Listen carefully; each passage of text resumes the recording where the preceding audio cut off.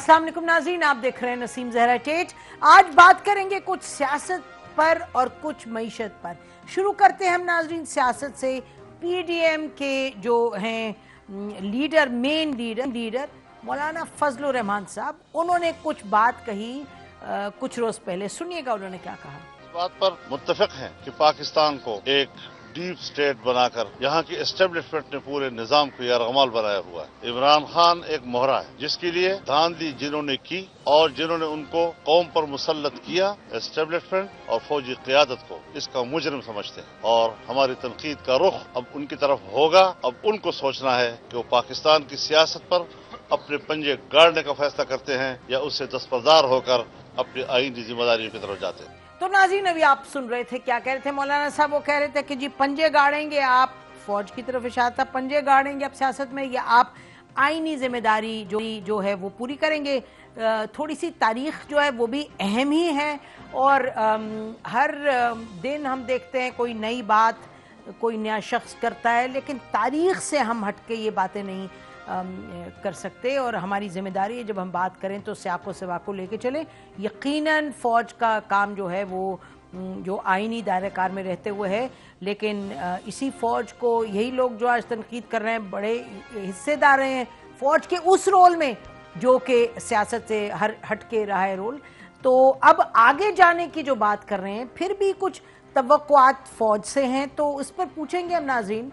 हमारे साथ मौजूद हैं सेनेटर हाफिज़ हमद साहब, सीनियर लीडर हैं JUIF के, और सीनियर लीडर PMLN के मलिक अहमद खान साहब हैं। आप दोनों का बहुत शुक्रिया। और हमारे साथ हैं major general retired Ejaz Awan साहब, ये फ़ौज से ताल्लुक़ रहा है और अभी भी उनकी जो एक पोजीशन है वो समझते हैं जो इश्यूज़ हैं फ़ौज के, इसलिए हम उनको दावत देते हैं जब इस तरह का कोई मसला होता है। बहुत शुक्रिया जनरल साहब, आप तशरीफ़ लाए। जी हमदुल्ला साहब, ये बताइएगा कि मौलाना फजलुर रहमान साहब ये जो कह रहे थे कि हम पिंडी का रुख कर लेंगे अगर आपने पंजे जो गाड़े हैं वो आपने ना निकाले और अपना आईनी रोल ना अदा किया, तो मतलब क्या है इसकी? ये जो अभी हमने सुनाया है मौलाना साहब की स्टेटमेंट, इसकी तशरीह कर दीजिएगा नाजरीन के लिए।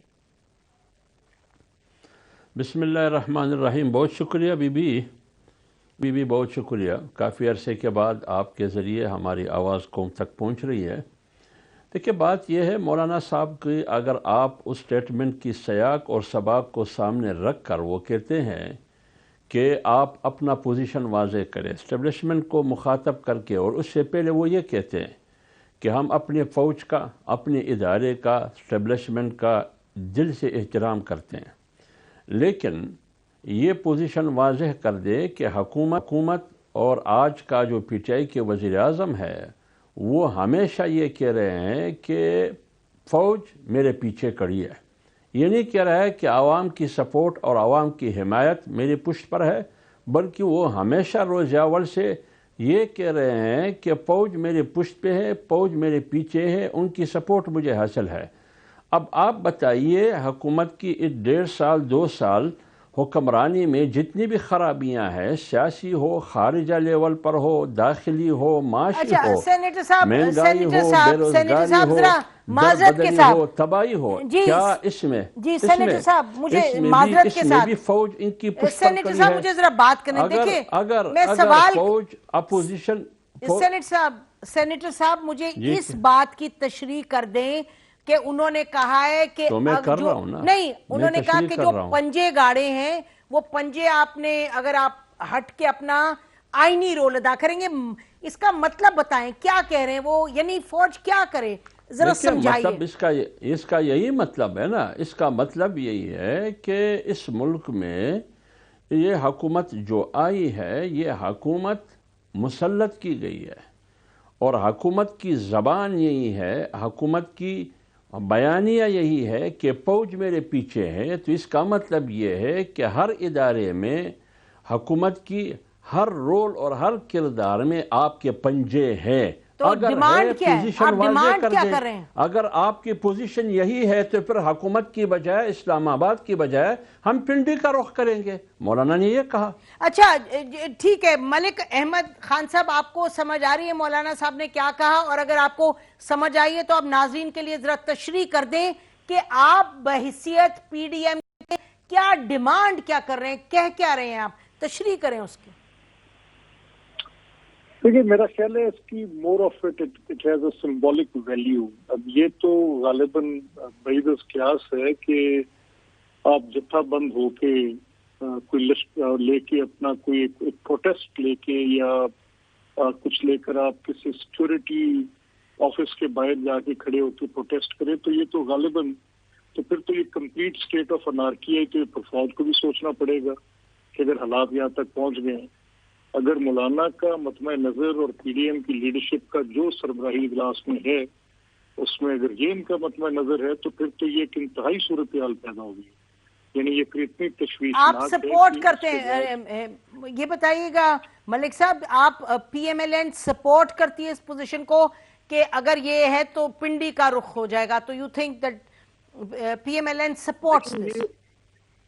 دیکھیں یہ کیونکہ پی ڈی ایم کے سربراہ کی بات ہے اور انہوں نے پریس کانفرنس میں کی ہے, ہماری ساری لیڈرشپ ساتھ کھڑی ہے, تو I am in no position to say that کہ مسلم لیگ سپورٹ کرتی ہے کہ نہیں کرتی ہے, ساتھ تو کھڑی ہے. یہ تو انہوں نے جلسے میں کہا تھا ویسے, بٹ اینی وے آپ نہیں, میرے خیال ہے پریس کانفرنس میں بھی کہا تھا. تو آپ کہہ رہے ہیں کہ یہ پی ڈی ایم کی پوزیشن ہے, تو اور اگر یہ پی ڈی ایم کی پوزیشن ہے آپ جی میں نے ان کی مجھے اگر نسیم بی بی اگر مجھے تھوڑی سی بات کرنے دے, جی کیونکہ میں اس اجلاس میں موجود تھا. جی بتائیے فرمائیے. دیکھیں نسیم بی بی, یہ بات صرف مولانا کی نہیں ہے, یہ بات صرف مولانا کی نہیں ہے, یہ بات پوری پی ڈی ایم کی لیڈرشپ کی ہے. اور میں آپ کو یہ کہوں, ویڈیو لنک پہ سردار اختر جان مینگل بھی تھے, میاں نواز شریف صاحب بھی تھے, اسحاق ڈار صاحب ساتھ بیٹھے تھے, عبید علی بھی ساتھ تھے, اور جناب آصف علی زرداری صاحب تھے, بلاول تھے, اور شری رحمان, یہ سارے تھے. یہ جو مولانا صاحب نے وہاں جاتی عمرہ میں پریس کانفرنس کرتے ہوئے بھی یہی بات کی, اور باولپور کے ریلی میں بھی کی. یہ بات صرف مولانا کی نہیں ہے, یہ پوری پی ڈی ایم کی بیانیہ ہے. پی ڈی ایم کی بیانیہ ہے کہ اگر کیا ہوگا تو پھر آپ لوگ پنڈی کا رخ کریں گے. میں پھر یہی سوال کر رہی ہوں کہ کیا ہوگا تو آپ پنڈی کا رخ کریں گے. دیکھیں یہ میں نے آپ کو بتا دیا, پوزیشن واضح کر دیں.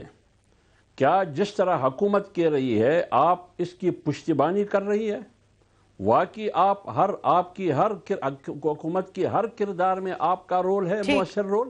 اگر ہے پوزیشن واضح کر دے. اگر ہے تو پھر ہمیں کیا پڑی ہے کہ ہم حکومت اور اسلام آباد کی رخ کر رہے ہیں, پھر ہمارے رخ پنڈی کی طرف ہوگا. جی جنرل اجاز زبان صاحب پلیز کم ان آن دس. یہی بات پی ڈی ایم کی ہے. سمجھ آ گئی جی, کلیئر کر دیا آپ نے پوزیشن. جی جنرل صاحب. جی نسیم, میں نے سن لی ہے, یہ کسی دیوانے کی بڑھ تو ہو سکتی ہے, it is for from reality. پہلی بات یہ ہے کہ پاکستان آرمی جو کچھ کر رہی ہے وہ اپنے آئین کے دائرے کے اندر رہتے ہوئے حکومت وقت کے ساتھ ہے, اور ہر حکومت وقت کے ساتھ رہے گی. نہ اس حکومت پہ کوئی احسان ہے, اور نہ پاکستان آرمی اپنی ڈیوٹی سے بڑھ کے کچھ اور کر رہی ہے. اب اس کی وضاحت مولانا فضل الرحمان کو یا عبداللہ صاحب کو تو دینی نہیں ہے. Chief of army staff is not answerable to these two characters. بات یہ ہے کہ یہ پی ڈی ایم کا بھی نہیں ہے. یہ میں دیکھوں گا وہ دن جس دن پاکستان پیپلز پارٹی اور نواز شریف کی نون لیگ جی ایچ کیو کی طرف آئے گی, یہ بھی نہیں آئیں گے, یہ لکھ لیں مجھ سے. بات یہ ہے کہ یہ ہوس اقتدار میں بوکھلاہٹ کا شکار ہیں.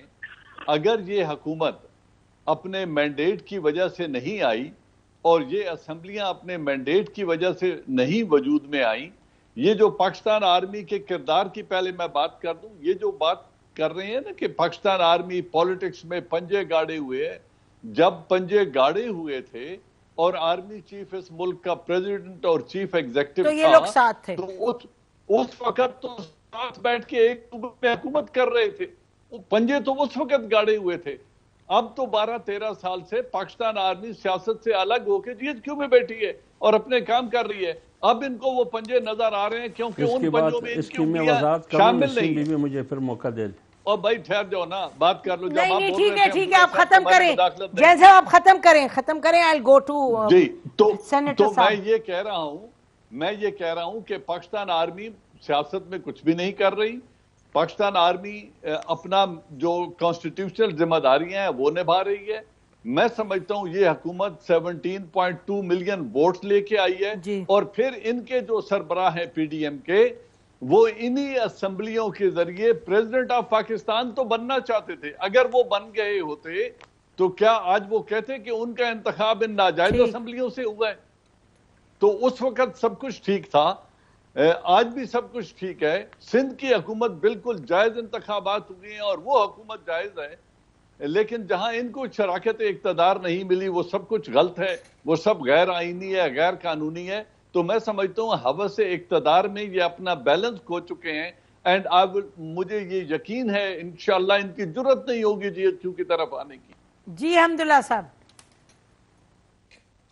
دیکھیں میں جنرل صاحب کی بات کا کسی بھی بات کا جواب نہیں دیتا. ان کا اپنا پوائنٹ آف ویو ہے, انہوں نے جو کچھ کہا ان کی مرضی.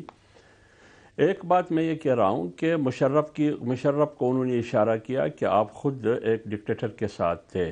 ہم قطن نہیں تھے. مولانا فضل الرحمان صاحب اسمبلی میں اپوزیشن لیڈر تھے. جس طرح میاں نواز شریف کی حکومت تھی, خورشید شاہ اپوزیشن لیڈر تھے اور سندھ میں پیپلز پارٹی کی حکومت تھی. اسی طرح 2002 میں مولانا صاحب اپوزیشن لیڈر تھے, کے پی میں ہماری حکومت تھی. اگر اس کو آپ ساتھ کہتے ہیں تو پھر پیپلز پارٹی آج عمران خان کے ساتھ ہے کیونکہ سندھ میں پیپلز پارٹی کی حکومت ہے. لہٰذا یہ لاجک قطعاً سراسر غلط ہے, اس کی کوئی حیثیت ہی نہیں ہے.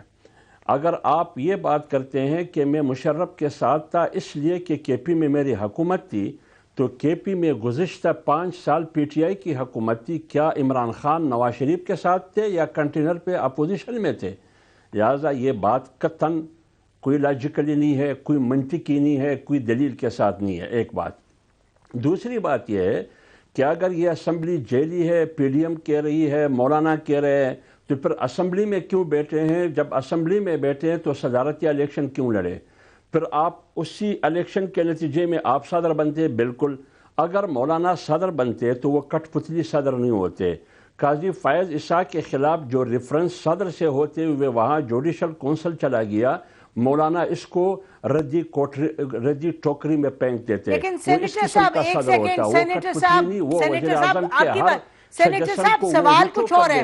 نہیں سینیٹر صاحب سوال تو کچھ اور ہے کہ بھائی آپ اگر صدر بنتے مولانا فضل الرحمان تو اس اسمبلی جو کہ آپ کہہ رہے ہیں کہ اسمبلی جو کہہ رہے ہیں دھاندلی زدہ اسمبلی ہے, تو اس اسمبلی کے ووٹوں سے بنتے. لیکن مجھے ملک احمد خان صاحب کے پاس جانے دیں ذرا. اور ویسے تاریخ جو ہے, تاریخ کے اوراق تو سب کو پلٹنے چاہیے. اگر اوراق پلٹے تو ایک ایک جماعت جو اس ملک کی ہے, ایک ایک جماعت تقریباً جو مین جماعتیں ہیں, سب نے ساتھ دیا فوج کا کسی نہ کسی وقت پہ. تو اس وقت اس لیے سوال یہ اٹھتا ہے ملک احمد خان صاحب کہ آج جب بات ہو رہی ہے تو آپ جا کے جی ایچ کیو کے سامنے اگر بیٹھ جائیں, اول تو وہ بہت بڑا سوالیہ نشان ہے, بیٹھ جائیں تو پھر واٹ نیکسٹ؟ جیسے ہم کہا کرتے تھے عمران خان صاحب سے, آپ دھرنا لے کے پہنچ جائیں اسلام آباد بیٹھے, واٹ نیکسٹ کی بات کیوں کرتے ہیں؟ ہم تو پنڈی کی بات کرتے ہیں. پنڈی میں صرف جی ایچ کیو ہے, آپ جی ایچ کیو اچھا کی بات کیوں کرتے ہیں؟ تو آپ پنڈی میں آپ ایوب خان پارک کی بات کرتے ہیں, نیشنل پارک میں بیٹھیں گے. ٹھیک ہے چلیں جی. دیکھیں میرے خیال میں میری اپنی انٹرپریٹیشن ہے, کیونکہ حافظ صاحب تو اس میٹنگ میں تھے, میں نے نہیں سنا کہ میاں نواز شریف صاحب نے اس میٹنگ میں کیا کہا, مولانا نے کیا کہا, ایکس پریزیڈنٹ زرداری نے کیا کہا, میں نے نہیں سنا. تو سو میں کہ زوم کر سکتا ہوں, اس مشاورت کے عمل میں نہیں ہوں, میں اس پارٹی کا رکن ہوں. اور میری ازمپشن یہ ہے پی ڈی ایم کا کارکن ہونے کی حیثیت سے کہ پروبلی جو مولانا کی بات ہے ساری, میں اس کو ایسے لیتا ہوں, مجھے کسی اور کے متعلق نہیں, میرا پوائنٹ آف ویو یہ اٹ از ویری سمبولک. اور وہ سمبولک کس لیے ہے اگر ہم نے اس کو ریئل پالیٹک میں دیکھنا ہے. تاثر یہ ہے کہ مارشلائی نظام رہے حکومتوں کے, آج حکومت ہے یہ fully back by today's military leadership establishment, آپ جو بھی کہہ لیں اس کو. تو آج کی حکومت کو مکمل حمایت ان کی حاصل ہے, اور حکومت جو ہے وہ ڈلیور کرنے میں ناکام ہے. اور کیونکہ اتنی تھن میجورٹی کے ساتھ یہ حکومت قائم ہے, اور قائم اس لیے ہے, یہ الزام پی ڈی ایم کا یہ ہے کہ یہ کیونکہ جسے مولانا کہہ رہے ہیں کہ پشتی باندھ, تو پشتی باندھ کی جو میں تشریح کر سکتا ہوں, یعنی حکومت کو باندھ کے کھڑی ہے اور اسٹیبلشمنٹ کا ایک بڑا طاقتور رول ہے. اچھا ایک سیکنڈ ادھر رک جائیے گا ملک صاحب, ایک منٹ. اسٹیبلشمنٹ کا کیا رول ہے ذرا اسپیل آؤٹ کر دیں. چلیں جی, الیکشن پری پول ریگنگ کچھ کہتے ہیں, الیکشن میں ریگنگ, اب کیا رول ہے ذرا تشریح کر دیں, اس کی ایکسپلین کر دیں. دیکھیں नसीब आपने बड़ा ही अच्छा सवाल किया और आई एम ग्लैड कि आपने ये कहा। नॉर्मली होता ही है कि जो इनविजिबिलिटी ऑफ द थिंग्स होती है वो एस्टेब्लिशमेंट के जिम्मे लगती है।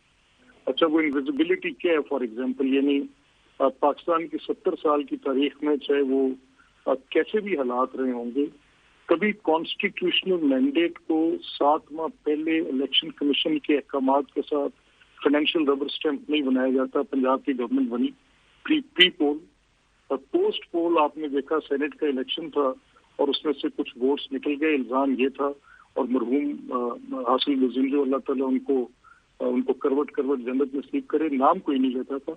Naming is never. मलिक साहब उसमें तो जो आज आपके बैठे में पार्टनर्स वो भी तो हिस्सेदार थे। देखें, एक तो जो जब देखे ना, ताली दोनों हाथों, आप सब ताली बजाते हैं जब आपको फायदा होता है, जब अगले किसी और को।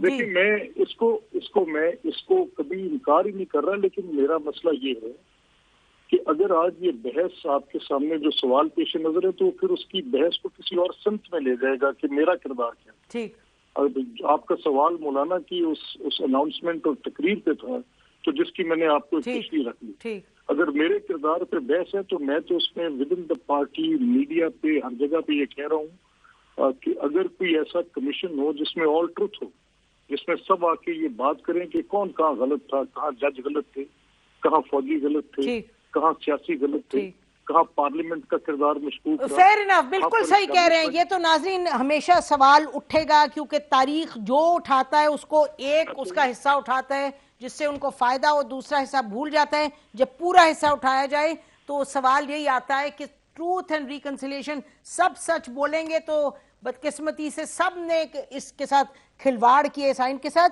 लेकिन ये आखिरी सवाल सेनेटर साहब, अभी आपने फरमाया कि पिंडी जब कह रहे हैं हम, तो आप खाली GHQ का क्यों सोच रहे हैं? तो फिर आप क्या सोच रहे हैं, नेशनल पार्क में जाएंगे, किधर जाएंगे?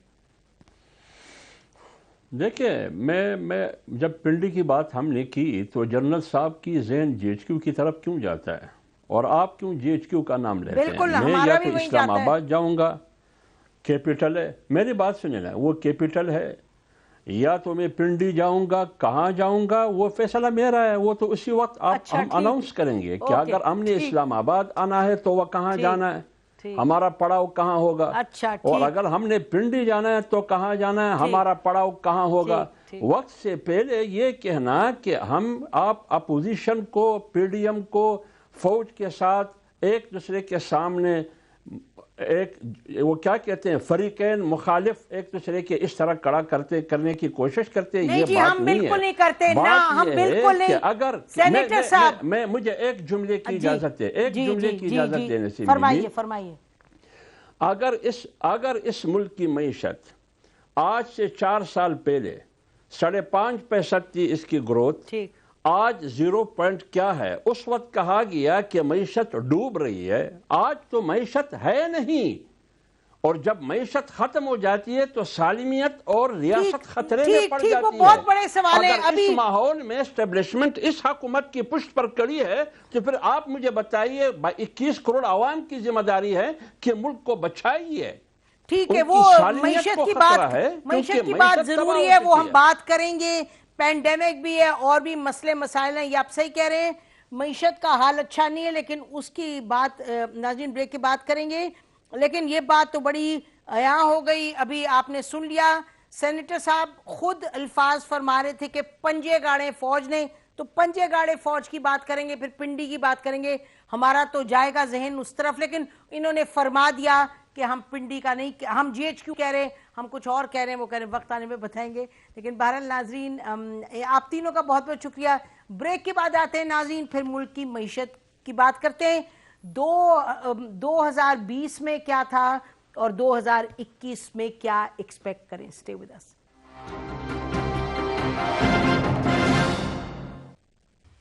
वेलकम बैक नाज़रीन। अब बात करेंगे पाकिस्तान की मईशत पर, और हम बात करेंगे पाकिस्तान के 2 लीडिंग बिजनेसमैन। गौहर एजाज साहब हैं, एप्टमा के रह चुके हैं चेयरमैन मुतअद्दिद मरतबा, बेसिकली गुरु हैं अब एप्टमा जो है उसके हवाले से, और भी बड़े मुतहरिक हैं جو کامرس سے ریلیٹڈ پالیسی وغیرہ ہے، اور عارف حبیب صاحب ہیں، حبیب گروپ کے چیئرمین ہیں، in his own right, very leading business man. یہ دو لوگ ہیں ناظرین جن کا پالیسی پہ کرٹیک بھی رہتا ہے، جن کا انفلوئنس بھی ہے پالیسی پہ. ہم نے سوچا ان دونوں کو مدعو کریں اور ان سے پوچھیں کہ 2020 میں جب پاکستان میں بہت زیادہ مسئلے مسائل تھے، معیشت کے حوالے سے، مہنگائی کے حوالے سے، انٹرسٹ ریٹ کے حوالے سے، ان امپلائمنٹ کے حوالے سے، یقیناً جو کرونا وائرس تھا اس کے اٹ میڈ تھنگز ورس، اور بہت سوالات اٹھ رہے تھے کہ ڈالر بھی آپ نے اتنا کم کر دیا اور ایکسپورٹ بھی نہیں بڑھی. یہ بہت سے سوالات تھے. آپ کا ایف بی آر کا جو آپ نے ٹارگٹ کیا تھا وہ بھی میٹ نہیں کیا، بزنس مین اپنا رونا رو رہے تھے، بجلی کی اپنی کرائسس کی. تو یہ سب چیزیں 2020 کیسا گزرا، اور پھر بات کریں گے 2021 پہ ان کا آؤٹ لک کیا ہے. بہت شکریہ آپ دونوں کا ہمیں جوائن کرنے کا. گوہرجا صاحب آپ سے شروع کرتے، 2020 کیسا رہا، چیلنجز پر ذرا بات کیجیے گا. زہرا جو ہے آئی تھنک میں کہوں کہ 2020 کا جو فرسٹ ہاف تھا، ہم سب یہ پریشان تھے کہ صنعت کیسے چلے گی، بزنس کیسے چلے گا. اگر آپ مارچ 2000 جو ہے وہ 20 کو دیکھیں تو اس وقت لارج اسکیل مینوفیکچرنگ کے فگرز آپ کے پاس آئے تھے، گاڑیوں کے کارخانے بند تھے، ہمارے جو ہے وہ سیمنٹ ملوں کی جو ہے ڈسپیچ 50% سے نیچے تھی، ہماری ٹیکسٹائل ملز جو ہے وہ ایکسپورٹ سیکٹر پرفارم کر رہا تھا، جو ہے وہ واز دا اونلی سیکٹر اپنے پیروں پہ واپس کھڑا ہو کے جو ہے وہ آ گیا تھا. لیکن جو ملک میں کرنسی ڈیویلویشن کی وجہ سے جو کہ 125 روپے سے 160 پہ ڈالر آیا، اس کی وجہ سے ملک میں مہنگائی، اس کے اندر جو ہے وہ اکانومی شرنک ہوئی. 63 بلین ڈالر کی امپورٹ سے ہم نے دیکھا کہ پچھلے سال 44 بلین، تو مطلب ہے 2 سال میں 20 بلین ڈالر مارکیٹ شرنک ہوئی.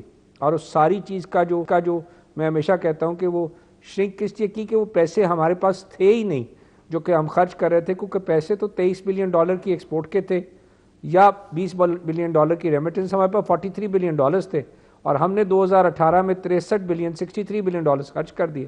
اب وہ جب کرنسی ڈیویلویشن کی وجہ سے مارکیٹ شرنک ہوئی تو ہمیں عادت ہو گئی تھی کہ وہ 20 بلین ڈالر جو کہ 3 ٹریلین روپے کا 30% ہمارے پاس گراس مارجن آ رہا تھا، وہ 1 ٹریلین روپی ہمارے سے چلا گیا، جس کو میں کہتا ہوں کہ جب امپورٹ سے لے کے گھر تک کنزیومر کے مال پہنچتا ہے وہ 30% کم از کم گراس مارجن جو ہے پوری چین میں آتا ہے، چاہے وہ ہول سیلر ہے، چاہے وہ ریٹیلر ہے، یا اس سے پہلے جو کنٹینر سروسز ہیں، ٹرانسپورٹر ہے، سب کچھ. اور یہی تقریباً 30 سے 35% ایف بی آر کو بھی اس کے سامنے ریونیو آتا ہے، اس کو بھی 1 ٹریلین روپی کی شارٹیج سامنے آئی. اور یہ چیزیں ہمارے سامنے، اس کے فوراً بعد کووڈ آ گیا، اور کووڈ جو ہے اس میں دنیا جو ہے وہ پوری بند ہو گئی. ایکسپورٹ انڈسٹری کی ہم نے صنعتیں 23 مارچ کو بند کی تھی، اور ہمیں یہ معلوم نہیں تھا اب کب کھلیں گی. اس کے بعد میں جب سیکنڈ ہاف کی طرف جاتا ہوں تو اللہ نے کوئی ایسی رحمت کی ہمارے پہ، ہم پہلا ملک تھا جو کہ مارکیٹس ہمارے یہاں ایکسپورٹ کے آرڈرز آئے، اور ہم نے جو ہے وہ جولائی سے دسمبر کو جب میں دیکھتا ہوں تو ہم نے پچھلے سال کے مقابلے میں بھی جو ہے ابھی تک جو ہے وہ 5% سے زیادہ گرو کر دیا. جبکہ یہ جولائی سے دسمبر میں اگر دوسرے ملکوں کو دیکھتا ہوں، چاہے وہ چائنا ہے، چاہے وہ انڈیا ہے، چاہے وہ بنگلہ دیش ہے، چاہے وہ ویتنام ہے، کوئی بھی ملک جو ہے وہ پچھلے سال کے برابر جولائی سے دسمبر کو کمپیئر نہیں کر سکتا. آپ انٹرسٹ ریٹس، اس میں اسٹیٹ بینک کا بہت بڑا رول ہے کہ حکومت نے ہماری بات سنی، اور ہم حکومت کے پاس جب گئے کہ سود کا ریٹ جو ہے وہ آپ کے پاس غلط فلسفی ہے کہ آپ انفلیشن کو جو ہے وہ کنٹرول کر رہے ہیں انٹرسٹ ریٹ کے تھرو. یہ دنیا میں تو ہوتا ہے، ہمارے ملک میں یہ اپلائی نہیں ہوتا. ہمارے ملک میں 37% فوڈ باسکٹ ہے ذرا، اس میں سے وہ سب سپلائی چین کا ایشو ہے. اس کا سود کے انٹرسٹ ریٹ سے 80% پیسہ تو حکومت نے لیا ہوا. کیا حکومت جو پیسہ بورو کیا ہوا ہے بینکوں سے، کیا اسے ٹماٹر خرید کے اس نے گھر میں رکھے ہوئے ہیں، یا اس نے خرید کے آٹا رکھا ہوا ہے اپنے یہاں، یا چینی رکھی ہوئی ہے؟ ہم یہ تو سپلائی چین مینجمنٹ کے ایشو ہے، ان کا کوئی تعلق نہیں ہے. نہ ہمارے گھر میں نہ موگیج فائنانس ہے، کسی نے گھر بورو کر کے نہیں لیا ہوا. تو انٹرسٹ ریٹ کیسے کنٹرول کرے گا جو ہے ہمارے جو ہے انفلیشن کو؟ انہوں نے ہماری بات سنی اور جو ہے وہ انٹرسٹ ریٹ کو 7% پہ لے کے آئے. اس ساری چیزوں کو جب میں کمبائن کر رہا ہوں تو اس 6 مہینے میں جو سب سے بڑی بات اگلی انہوں نے سمجھی کہ ہمارے ملک میں ٹیکس چور نہیں ہے. ہمارے ملک میں صرف ہم نے ایک فکس ٹیکس رجیم پہ ملک چلایا ہے. ہمارے ملک کا ٹریڈر, ہمارے ملک کا ہول سیلر, ہمارے ملک کا ریٹیلر کوئی بھی چور نہیں ہے. یہ سب ایک ٹیکس نظام, جب آپ نے خود کہا فکس ٹیکس میں چلنا ہے تو اور ان کو کہا آپ ریٹرن فائل نہیں کریں تو یہ ٹیکس چور نہیں ہے. یہ ٹیکس کو آپ نے خود قانوناً ان کو اجازت دی تھی کہ آپ فکس ٹیکس پہ چلیں. ہم نے کہا کہ آپ کچھ نہ گاڑی خرید سکتے ہیں, نہ پلاٹ خرید سکتے ہیں, نہ مکان خرید سکتے ہیں, ہر چیز کو روک دیا.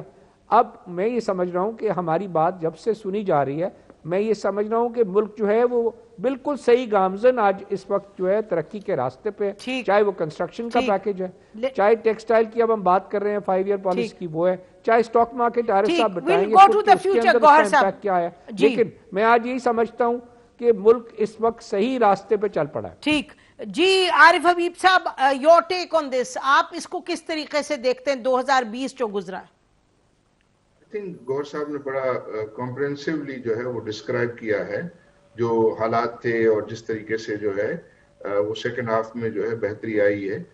چونکہ یہ جو ہمارے حالات جو ہے خراب ہونے کی وجہ سے ہمیں IMF جانا پڑا, اور IMF جو ہے جانے کی وجہ سے یہ ڈی ویلیویشن ہونا, ہائی انٹرسٹ ریٹ ہونا, پھر ڈی ویلیویشن کی وجہ سے ہائی انفلیشن ریٹ جو ہے وہ بڑھ جانا, اور یہ سب چیزیں جو ہیں وہ پریشان کن تھی. اور ساتھ ہی جو ہے جو 2020 کے شروع میں ہی فیبروری مارچ میں پھر کووڈ جو ہے وہ آ گیا, اور کووڈ کی وجہ سے ظاہر لاک ڈاؤن ہوا, اور لاک ڈاؤن کے بھی جو ہے اثرات ہمیں سہنے پڑے, اور اس میں تمام انڈسٹری جو ہے کی پروڈکشن جو ہے وہ کم ہو گئی. ویسے ہی پہلے جو ڈاکیومنٹیشن سو کال ڈاکیومنٹیشن ڈرائیو کی وجہ سے ایک سلو ڈاؤن جو ہے وہ چل رہا تھا, لیکن پھر وہ تمام جو میجر جو اسٹیٹ بینک اور فائنانس منسٹری نے لیے, جس میں انٹرسٹ ریٹ کو کم ہونا, روپے کی اسٹیبلٹی کا ہونا, پھر اس کے بعد جو ہے وہ ٹرف کی اویلیبلٹی, اور پھر ڈیفرمنٹ آف لون جو ہیں انسٹالمنٹ اس کا انٹروڈیوس کرنا, اور پھر دوسرے یہ کنسٹرکشن پیکیج کو انٹروڈیوس کرنا, اس سب کی وجہ سے جو ہے وہ سیکنڈ ہاف آف 20 جو ہے وہ ہم نے دیکھا کہ حالات جو ہے بہتر ہونے کے. اسٹاک ایکسچینج نے کافی اس کو فیوریبلی جو ہے وہ ریئیکٹ کیا, اور باٹم سے جو ہے وہ مارکیٹ ہماری 2020 کے آخر میں کوئی 60% تک کا اضافہ ہو گیا, اور ہم جو ہے وہ ریجن میں بلکہ دنیا میں ہم بیسٹ پرفارمنگ مارکیٹ کے طور پر جو ہے وہ پروجیکٹ ہوئے. تو یہ سارے چیزیں جو ہیں وہ آئی ایگری وتھ گور صاحب جو انہوں نے تفصیل سے ساری باتیں جو ہے بتائیں. تو آپ کہہ رہے ہیں کافی ٹرن اراؤنڈ ہوا, اور اس میں حکومت کے جو انسینٹیوز تھے وہ, اور یقیناً کووڈ کے زمانے ناظرین جو چھوٹی انڈسٹری کو بھی انسینٹیوز دیے کہ جو رننگ کیپ ہے اس کے لیے بھی دیے گیا loan on very little interest, اور سپورٹ دی کافی انڈسٹری کو, میڈیم اسکیل انڈسٹری کو, اور جو اسمال انڈسٹری تھی, مائکرو انٹرپرائزز وغیرہ. تو اب بات کریں گے, ہم بریک کے بعد آئیں گے اور دیکھیں گے کہ 2021 پہ کیا پروجیکشن ہے. اگر 2020 کے closing months have been positive, تو آگے جا کے کس طریقے سے انڈسٹری دیکھتی ہے پاکستان کی اکانومی کو اسٹیبلائز.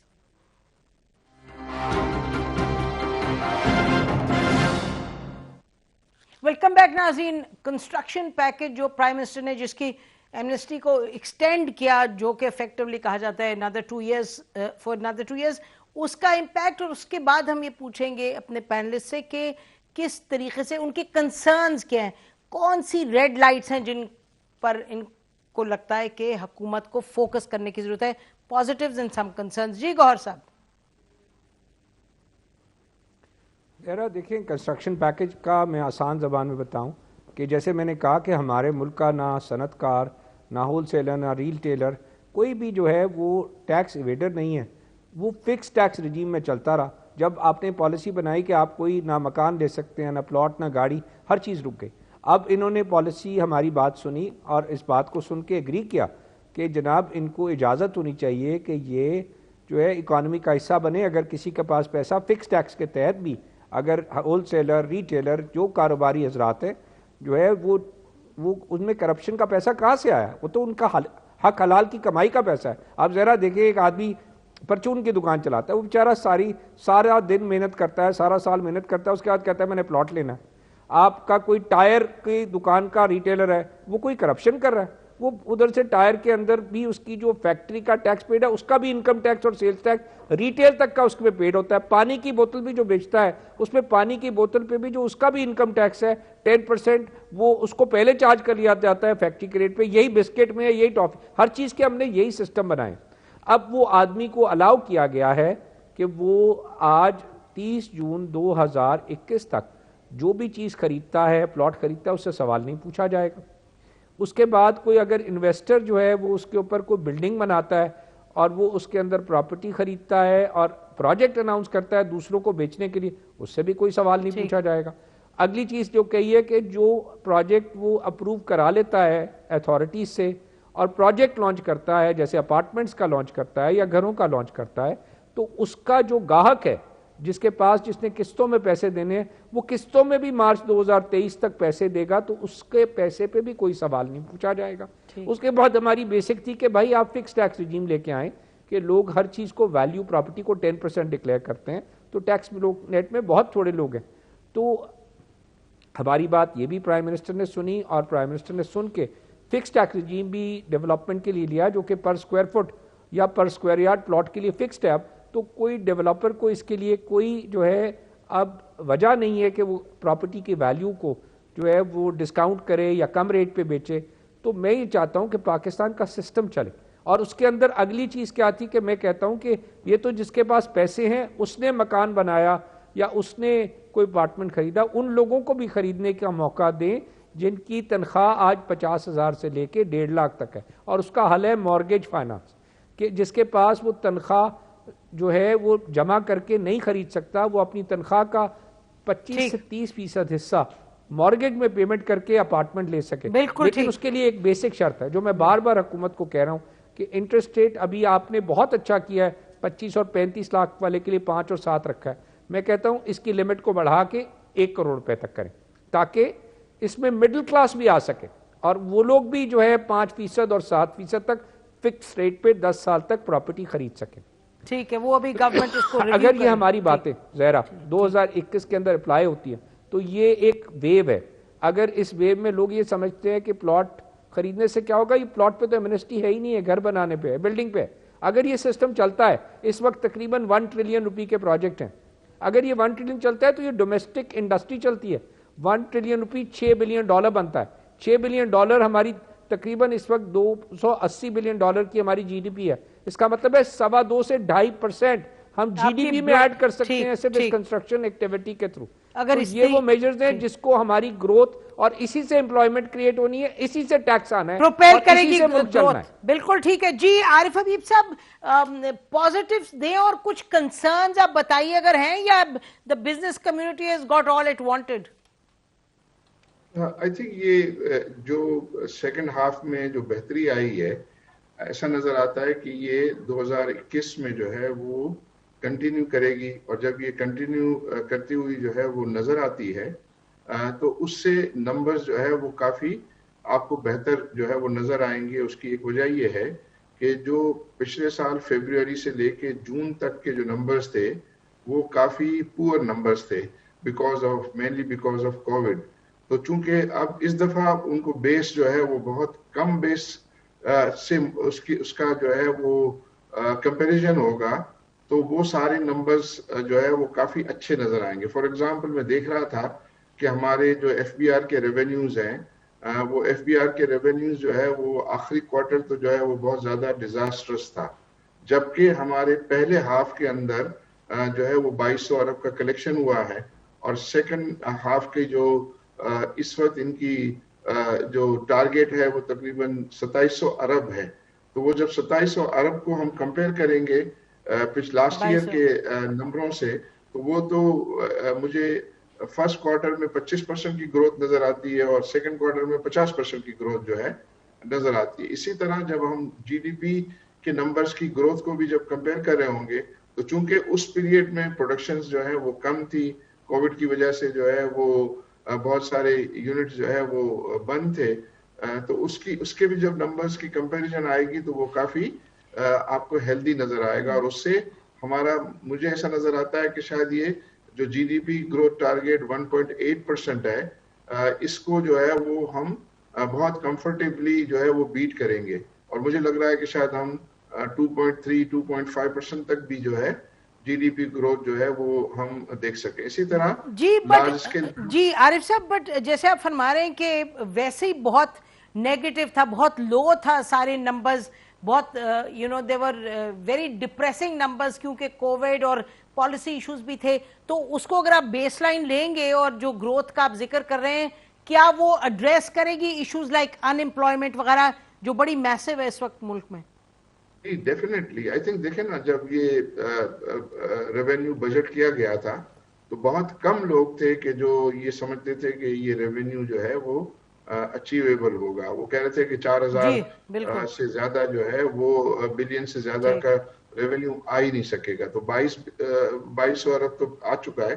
تو صرف یہ نہیں ہے کہ بیس کم ہی ہے, اس کی وجہ سے میں یہ کہنے کی کوشش کر رہا ہوں کہ ایک تو یہ ہے کہ نمبرز جو ہے وہ اچھے ہوں گے, لیکن جب ان کی کمپیریزن ہوگی پچھلے پیریڈ سے تو وہ بہت زیادہ جو ہے اچھے نمبر جو ہے وہ نظر آئیں گے میرے, بہت پازیٹیو نظر آئیں گے. آپ کہہ رہی ہیں جی کہ کنسٹرکشن کی وجہ, اور کنسٹرکشن اور اس سے جو ابھی ٹیکسٹائل میں جو ہے تیزی ہے, اس سے جو ہے وہ امپلائمنٹ اپورچونٹیز ڈیفینیٹلی جو ہے وہ بڑھیں گی.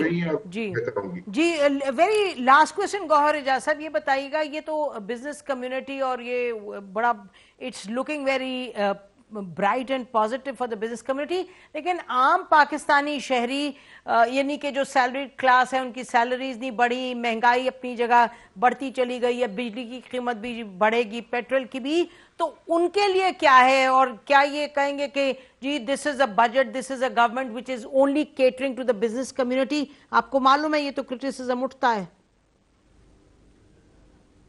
ذرا بہت اچھا سوال ہے. اصل بات تو یہ ہے کہ میں بات کر رہا ہوں کہ جناب صنعت لگے گی, ہم بات کر رہے ہیں اسٹاک مارکیٹ بڑھ رہی ہے, ہم کہہ رہے ہیں اب نئے پروجیکٹس آ رہے ہیں, اس کا فائدہ عوام کو کیا ہوگا؟ عوام کو فائدہ میں بتاتا ہوں. جب پروجیکٹ لگتا ہے تو پروجیکٹ لگنے کے بعد اس میں امپلائمنٹ کریٹ ہوتی ہے.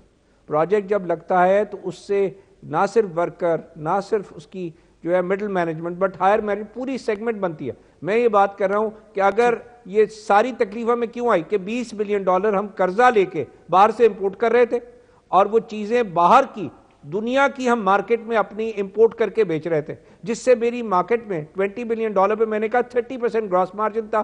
$6 بلین جو کہ $1 ٹریلین میری اکانومی میں گھوم رہا تھا, اس سے جابز کریٹ ہو رہے تھے. اب میں کیا بول رہا ہوں, یہ $1 ٹریلین ہم اپنی ڈومیسٹک انڈسٹری کو چلا کے کنسٹرکشن کے تھرو ہم یہاں پہ امپلائمنٹ کریٹ کریں گے.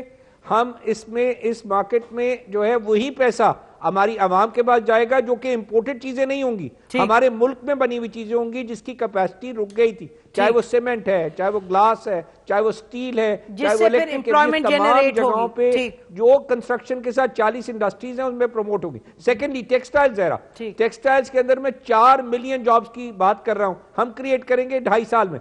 مجھے صرف 5 سال کی پالیسی کا انتظار ہے جو کہ کیبنٹ میں ہے, کیونکہ $3 بلین کی انویسٹمنٹ اس وقت پائپ لائن میں. یہ پہلی دفعہ 7 سال میں ہو رہا ہے 2013 کے بعد کہ میرا دسمبر کا نمبر ہائیسٹ نمبر ایکسپورٹ ہے $2.35 بلین کی. اگر میں اس کو 12 مہینے سے ضرب دے دوں تو یہ $28 بلین زیرہ بن جاتا ہے, جو کہ پچھلے سال سے $4 بلین زیادہ ہے. اگر یہ ہم اس کو ٹرانسلیٹ کرتے ہیں, یہ 4 ملین جابز بنتے ہیں, ہر $1 بلین پہ ملین جاب. تو آپ کہہ رہے اگر یہ مجھے اب صرف پازیٹیو جو ٹیل وینڈ دی ہے, مجھے پالیسیز دیتے چلے جائیں, پاکستان کا صنعت کار, پاکستان کا انڈسٹریلسٹ اس وقت پاکستان کو لے کے آگے چلنے کو تیار ہے. We are ready to move to the next level. چلیں انشاءاللہ let's hope it all looks up and وہ جو آپ کی کیلکولز ہے ویسے آگے بات بڑھے. ناظرین اسی پر آج کا پروگرام ختم کرتے ہیں. خدا حافظ. پاکستان زندہ باد.